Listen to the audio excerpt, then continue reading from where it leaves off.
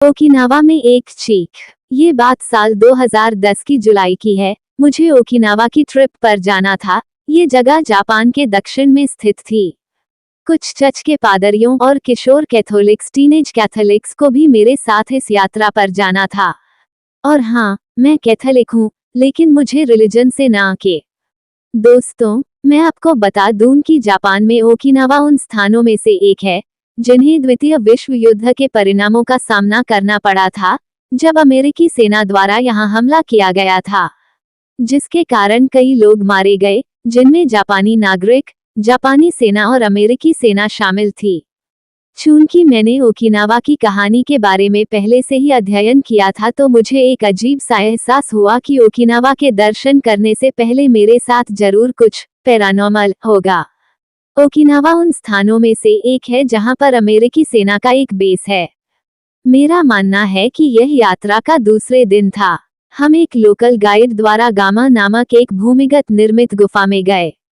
इस गुफा का उपयोग हवाई बमबारी होने पर स्थानीय लोगों की शरण स्थली के रूप में किया गया था, लेकिन कम स्वच्छता होने के कारण कई लोग यहां मारे गए, जैसे कि बच्चे, महिलाएं, बुजुर्ग और यहां तक कि बीमार या घायल लोग। और बस इतना ही नहीं, जापानी सेना ने तो अपने नागरिकों से ये भी कह दिया था कि जब अमेरिकी सैनिक आपके पास आए, तो इससे पहले कि वे आपको मारे, आप अपने आप को मार डाले।